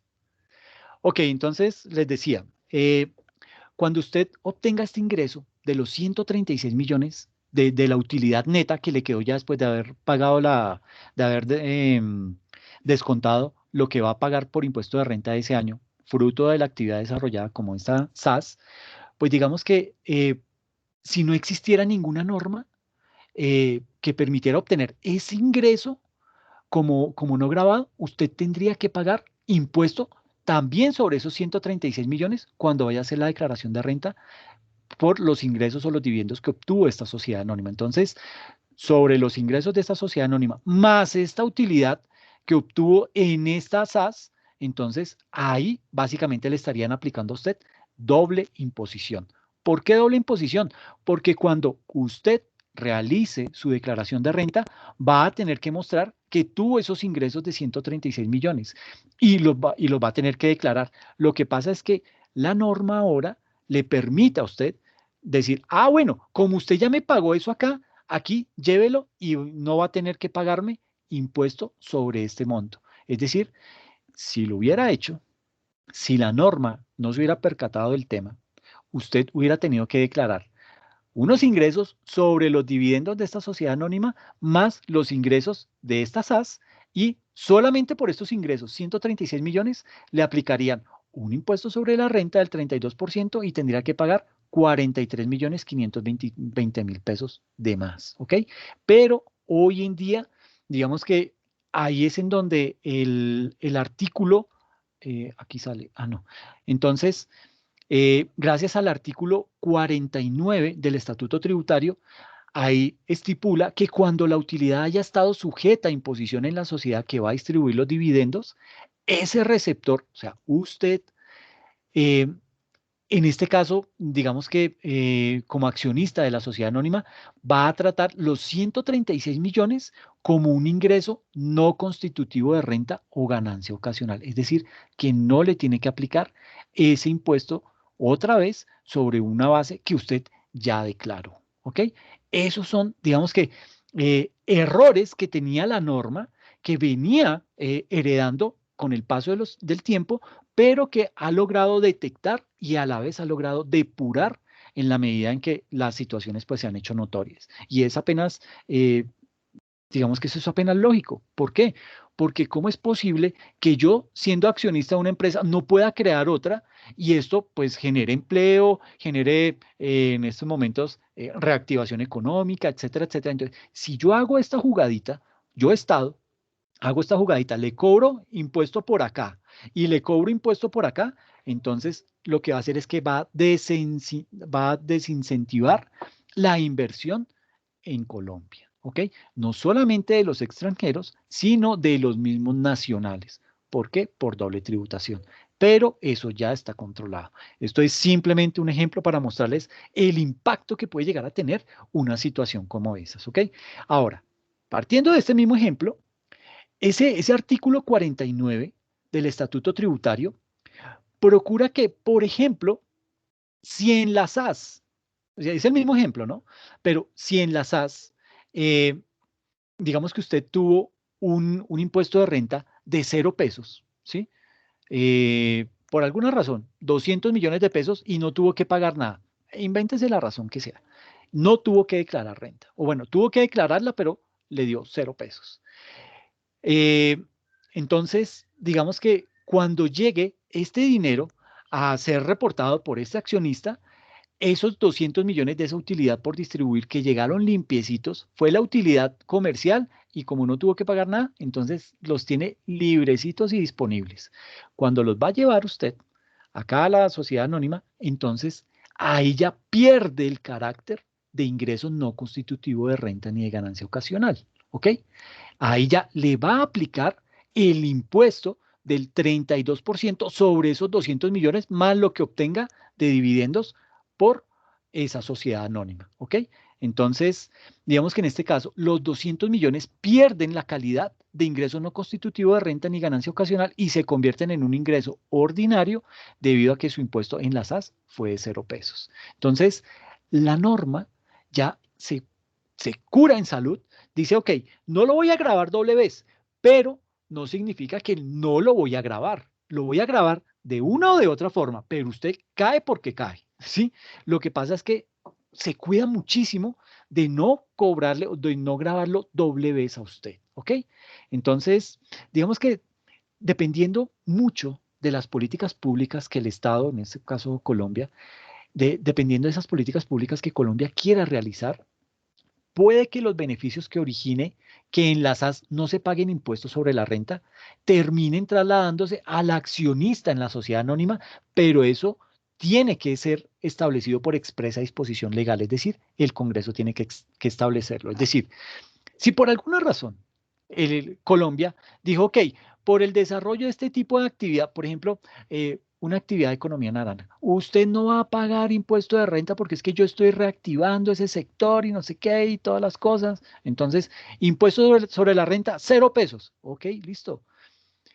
Si esa es la política pública que diseñó el gobierno y que impulsó y que ya implementó, pues obviamente eso lo cobija a usted en esta sociedad. Pero el hecho que lo cobije para este objeto social que está desarrollando bajo esta SAS no significa que estos 200 millones no van a ser objeto de declaración en algún otro momento en el que usted tenga que hacer su declaración. ¿Ok? Entonces, eso como para dejarlo claro en primera instancia. ¿Listo? Ahora. Digamos que las generalidades de la planeación tributaria, y aquí voy a tocar algo muy puntual, pero va a ser bien importante. Sucede que la planeación tributaria es poder determinar un modelo que permita optimizar la carga tributaria en la organización y por ende, pues prever en el tiempo cómo debe estar estructurado un modelo para ejecutar una inversión en cualquier tipo de negocio o actividad. Recuerden la primera diapositiva que les mostré, que la planeación tributaria se basa en 3 aspectos: en evitar la evasión, evitar la elusión y optimizar el impuesto. Entonces, la planeación tributaria se convierte básicamente en ese insumo importante desde la perspectiva de impuestos para poder estructurar cualquier proyecto. Y es por eso que es muy relevante saber cada ítem que tenga incidencia en esa planeación tributaria. ¿Ok? Entonces, digamos que hay varios tipos de planeación tributaria. Aquí el primero es el diferimiento, ¿ok? Bueno, existe sobre el impuesto sobre la renta varios tipos de planeación tributaria, pero digamos que aquí solamente la vamos a ver desde 4 grandes grupos. Entonces, desde el punto de vista del diferimiento, desde el punto de vista de las prerrogativas y los beneficios, desde el punto de vista de la optimización de la tasa efectiva, el casito que vimos de la tasa efectiva versus la tasa nominal, y desde el punto de vista de las operaciones transnacionales, ¿ok? Entonces, ¿qué elementos inciden en la planeación tributaria sobre el impuesto sobre la renta? Digamos que existen algunos elementos que inciden en la planeación tributaria más allá de las perspectivas técnicas tributarias. El primero de esos elementos, como ya lo hemos hablado, es el modelo de negocio, ¿ok? El modelo de negocio generalmente es establecido por los socios y se hace desde una óptica de economía y de negocio, es decir, el componente tributario puede ser observado o no, y en esos casos podría existir que haya una ineficiencia desde la perspectiva fiscal, bien sea porque el modelo de negocio que establece el contribuyente podría generarle riesgos o porque por la modalidad de operación, pues puede ser que hayan algunas ineficiencias que no son previstas cuando se establece. Entonces, digamos que este punto nos puede ayudar muchísimo al momento de hacer una planeación tributaria. Si desde el momento mismo que se va a crear el negocio, yo lo modelo de tal manera que pueda beneficiarme tributariamente a futuro. Pero es muy difícil, ¿ok? Y sobre todo en Colombia. Muy difícil porque la normatividad cambia. Y como lo vimos, 7 reformas tributarias en 10 años. Eso no tiene presentación en ningún país moderno. Pero bueno. El otro aspecto se llama el adecuado cumplimiento, ¿sí? Digamos que ese se convierte en ese segundo elemento que incide en la planeación tributaria y esto es muy importante. El adecuado cumplimiento supone que como existen tantas normas, ¿sí?, que tienen como objetivo prevenir el abuso, la evasión y la ilusión, pues tenemos que observar adecuadamente esas normas con el propósito de que no tengamos efectos en el impuesto sobre la renta. Por ejemplo, el registro de los contratos de importación de tecnología ante la DIAN. Si no observáramos el adecuado registro de esos contratos en la DIAN, en el término que prevé la norma, que actualmente son 6 meses desde la suscripción de dicho contrato, cuando hagamos un pago al proveedor de ese contrato de importación de tecnología, el gasto no va a ser deducible y eso nos va a aumentar nuestra tasa efectiva de tributación. Es por esto que el cumplimiento se vuelve absolutamente relevante, ¿ok? Ahora, el tercer elemento es el que se conoce como operaciones internacionales. De una u otra manera, en el mundo tributario, se ha entendido que cuando hay operaciones internacionales, sobre todo entre entes vinculados económicos, hay una estrategia de planeación fiscal. Eso ya se deduce, ¿ok? Aunque digamos que no siempre es cierto que haya una figura de planeación fiscal inmersa, pero cuando el gobierno lo ve, cuando hay una operación internacional, dice, este man está haciendo algo de planeación tributaria ahí, y entonces entra a revisar. Pero ya nos ha quedado claro que no nos tiene por qué asustar esa revisión. ¿Por qué? Porque estas son operaciones prácticamente, son transparentes, es decir, yo las puedo llegar a justificar, ¿sí? Pero ya la DIAN sabe que cuando hay esa operación entre vinculados internacionales, por lo general ahí por debajo de cuerdas se está cocinando una planeación fiscal, ¿ok? Y puede que eso no sea siempre cierto, ¿sí? ¿Por qué no? Porque hoy en día las compañías y el mundo se ha globalizado tanto que ya es más una dinámica empresarial que una estrategia de planeación tributaria. Pero la DIAN ya lo tiene estipulado. Una operación internacional, ahí puede haber algo de planeación tributaria y la puede ver como una planeación tributaria agresiva, ¿ok? Y digamos que este elemento de operaciones internacionales tiene que observarse y la planeación tiene que estar enfocada precisamente a evitar que existan sobrecostos tributarios por esas operaciones que se realizan al nivel del mundo, ¿ok? Y el último elemento es el que se denomina grupo económico. Digamos que tiene este último elemento, el grupo económico, tiene una gran incidencia en la planeación tributaria. Cuando tenemos la existencia de grupos económicos y ya tenemos un mayor número de contribuyentes del impuesto sobre la renta, no solo en Colombia, sino alrededor del mundo, pues las estrategias tienen que estar diseñadas para poder cumplir con una tasa efectiva de tributación macro. Puede ser que, qué sé yo, en algunos casos una compañía multinacional establezca otra compañía en Colombia cuya tasa efectiva de tributación sea muy alta en comparación con otras compañías del mismo sector económico. Y eso ahí diría uno, no, pero qué injusto, ¿sí? Pero también puede suceder que cuando se ve el grupo en general, esa tasa efectiva de tributación no sea tan grande. Entonces, ¿cuándo puede suceder eso? Cuando establecemos un tipo de estrategia de planeación tributaria a nivel macro. Pero no se preocupen que estos son los temas que se nos vienen de aquí en adelante.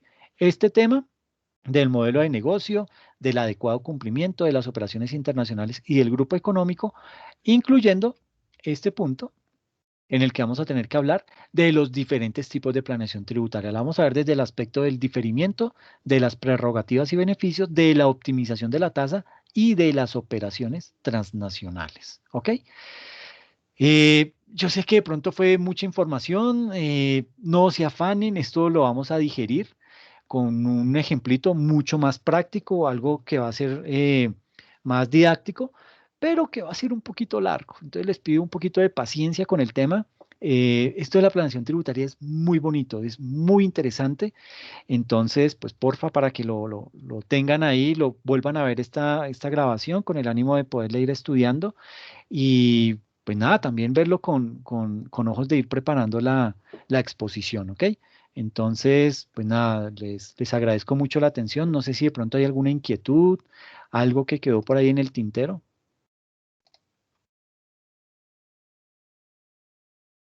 Aquí estoy mostrando los grupos con los diferentes temas y cómo quedaron conformados esos grupos.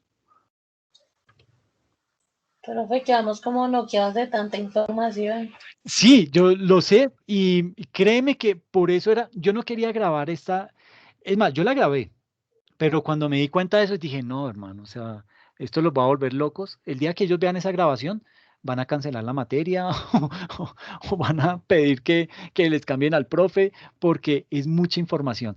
Pero esto lo vamos a digerir con las sesiones que nos quedan, ¿ok? Por eso preferí cambiarles esta sesión por la sesión del sábado, en donde vamos a desarrollar o vamos a avanzar en gran parte con un caso práctico, ¿ok? Entonces, la invitación queda para el que pueda, no hay ningún problema, eso queda grabado, yo se las publico en la plataforma, pero mi intención, la de hoy, era poder tratar de explicar esto en esta sesión con el objetivo de que ustedes vean el alcance de lo que es la planeación tributaria y nos podamos preparar para todo lo que se nos viene, ¿ok?